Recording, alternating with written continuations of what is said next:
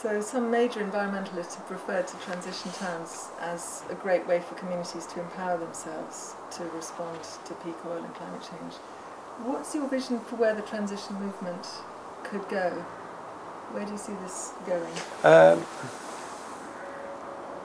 Well, already it seems to be going very viral, and it seems to be popping up all over the place, and from islands and hamlets and villages to cities.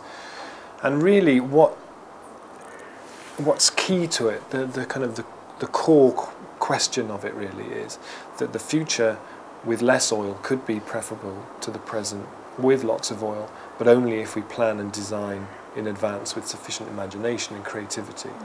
And people are kind of interpreting that in all kinds of different ways. And we've developed these, what we call the 12 steps of a transition town initiative.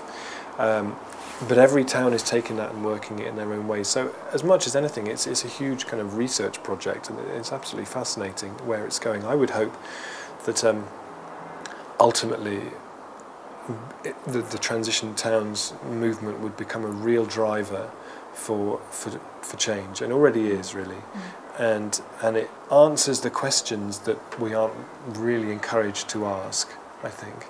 And it creates a very dynamic sort of an interface between government and the population, where people look to government and say they don't care, it's very aloof, and we don't, our vote doesn't really count, and so on.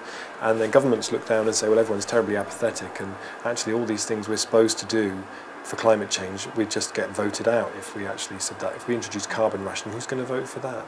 Whereas if you have communities saying, this is our plan, we've really thought this through, this answers all the questions that you can't actually answer because you're afraid you'll get thrown out. And it answers them all in such a way that what we've created and designed here is something really exhilarating that we really, really want to do. But in order to have that, we need carbon rationing. We need, we need you to really take this seriously.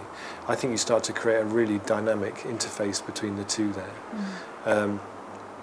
In terms of where it will be, I don't know. I mean, my ideal dream would be that every town becomes a transition town, and every town really takes this whole question seriously, because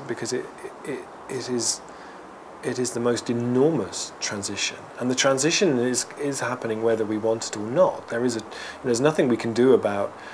We can't put our head in the sand and pretend that there isn't the most enormous change coming. And Dennis Meadows, who wrote the Limits to Growth books, when I spoke to him, he said, you look at the changes of the last 100 years, cultural, social, technological.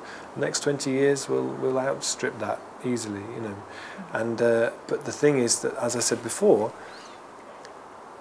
there are different directions that we can go in, and if we just leave it and don't do anything, the directions that will go in order to maintain the illusion that transition isn't coming will be disastrous, and we really don't want to go there. So I think if we can create a really powerful new vision of how that could be, that we can get buy-in from lots of people, that the communities really want that, then we have something incredibly powerful, and that's what I hope the Transition Towns movement will drive.